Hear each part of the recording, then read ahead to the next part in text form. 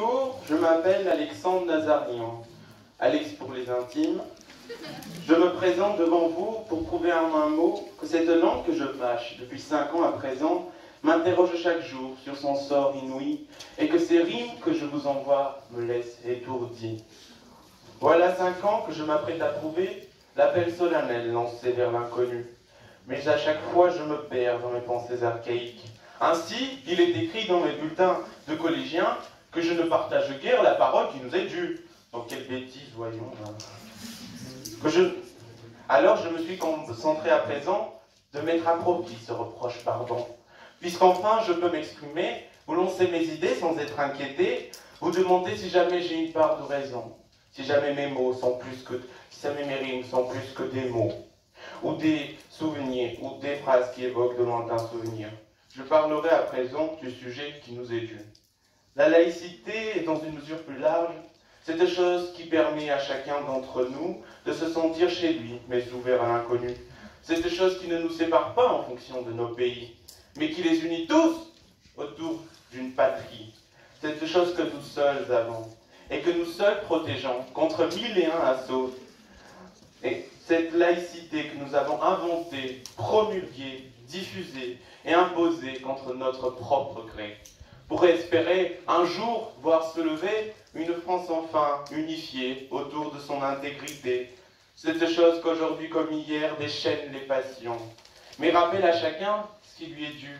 Cette laïcité qui est née avec la nation, née en 1789, dans les cendres de la royauté, elle assure déjà l'égalité entre Français. Promulguée en 1905, sous les yeux émerveillés de Marianne, elle rend à César ce qui est à César, et à Dieu ce qui est à Dieu.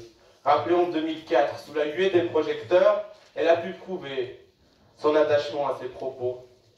L'école laïque, instaurée par Jules Ferry en 1882, garantit à tous les élèves une cohésion parfaite au sein d'un socle républicain, au sein d'une école indivisible, universelle et laïque. Cette avancée majeure et sans précédent dans l'histoire de l'humanité a permis de créer un socle républicain, assurant ainsi une continuité dans l'apprentissage de ces valeurs. Nous avons oublié que la France n'encaisse pas les idées. Elle ne les copie pas, elle ne les envie pas, mais elle les engendre. La France, au cours de son histoire millénaire, a su prouver au monde entier ses idées innovatrices, ces valeurs qui, aujourd'hui, sonnent comme un idéal à suivre. La démocratie, la liberté d'expression, l'état de droit, ces 3 grands axes internationaux qui nous paraissent aujourd'hui comme une évidence, viennent en réalité du génie français. C'est le cas de le dire. Ma laïcité, notre laïcité, l'unique et l'inchangeable, passe d'abord par l'intégration des populations nouvelles, venues trouver refuge sous l'effigie de la République, venues dans le pays de Victor Hugo, ayant comme seule vision de la France celle de Rousseau, de Voltaire, et celle des droits de l'homme et de l'égalité. Ma laïcité, c'est celle de Missak Manouchian, qui écrit à sa femme avant de mourir pour la France « Je suis sûr que le peuple français et tous les combattants de la libération sauront honorer notre mémoire dignement. Je meurs sans haine en moi contre le peuple allemand. » La laïcité, c'est cette confiance et cette cohésion dans la communauté nationale. Ma laïcité, c'est celle qui s'étend des hauts sommets des Pyrénées jusqu'aux plaines du Nord et qui n'épargne aucun de son territoire.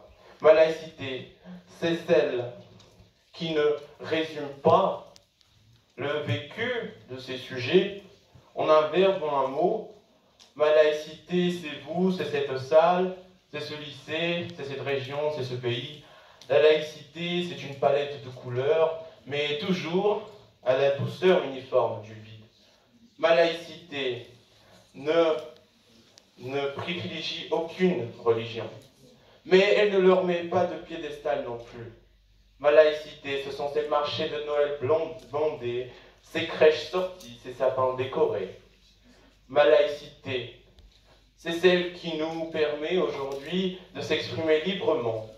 Aujourd'hui, je me dresse devant vous pour prouver notre attachement, l'attachement de notre génération à cette valeur.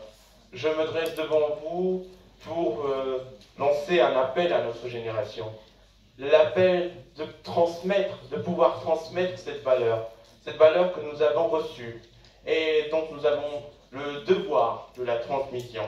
Ma laïcité, c'est la vôtre, c'est la nôtre, c'est l'unique, l'indivisible et l'universel.